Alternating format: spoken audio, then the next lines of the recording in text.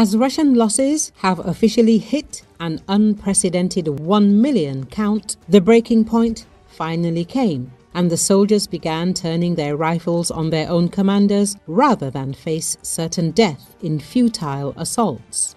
In a growing wave of mutiny and desertion, Russian soldiers started killing their officers, seizing vehicles, and fleeing deep into Russian territory and away from the front line. Express media outlet confirms that troops are reported to have shot their commanders, seized vehicles and fled the front lines as they desperately try to escape the battlefield slaughter. It is noted that Putin's forces have struggled for months to break Ukrainian defense lines in the Kharkiv region and have suffered massive casualties, particularly in an area dubbed the Pischane funnel. Here, Ukraine's military has successfully been able to control its flanks, which has allowed it to hit Russian assault units with an unrelenting and deadly barrage of drone and artillery fire. Despite the daily massacres, Russian commanders have continued to throw their soldiers into the meat grinder in the hope of achieving a breakthrough. The systematic nature of these assaults has been likened to mass execution, with soldiers pushed forward not for tactical gain, but to serve as human battering rams.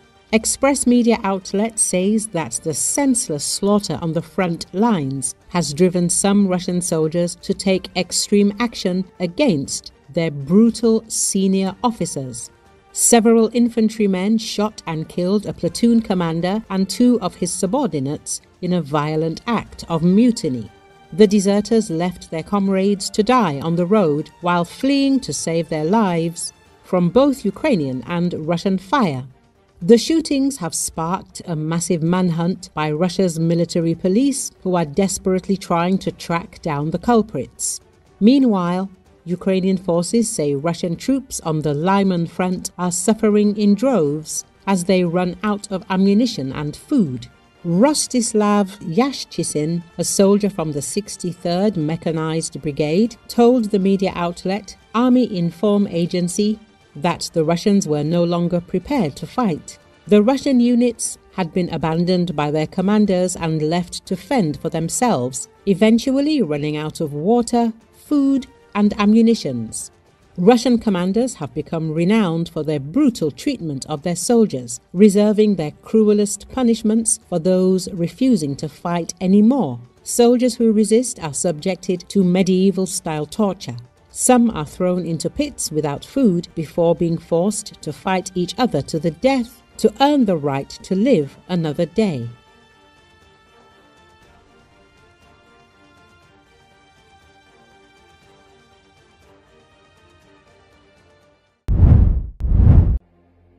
Thousands of people are fleeing from Iran and Israel by air, land, and sea as the conflict between the two countries continues to rage. A large number of people leaving the Middle Eastern region are foreign nationals who are being evacuated with the help of their governments. China said it evacuated 1,600 of its citizens from Iran and several hundred others from Israel. Foreign Ministry spokesman Guo Jiaquan said Beijing would continue to do its utmost to assist in the safe transfer and evacuation of Chinese citizens. The European Union said it facilitated the evacuation of some 400 people from Israel via Jordan and Egypt as part of its efforts to coordinate an emergency response within the 27-nation bloc. Germany flew 171 people out of Amman on a special flight on Wednesday. Some 174 people returned on Thursday. Furthermore, 89 Bulgarians and 59 nationals from Slovenia, the US, Belgium, Albania, Kosovo and Romania have been evacuated from Israel by plane to Sofia. Over 100 people from Romania arrived in the capital Bucharest Friday on army transport flights from the Middle East. The Romanian Ministry of Defense sent planes after Romanian nationals requested assistance leaving the conflict zone. The Ministry of Defense did not specify in which country the Romanians embarked. Some 150 Romanians returned home, authorities said. Days of attacks and reprisals by the two enemies have shuttered airspace across the Middle East, severely disrupting commercial flights and leaving people unable to get in or out of the region easily.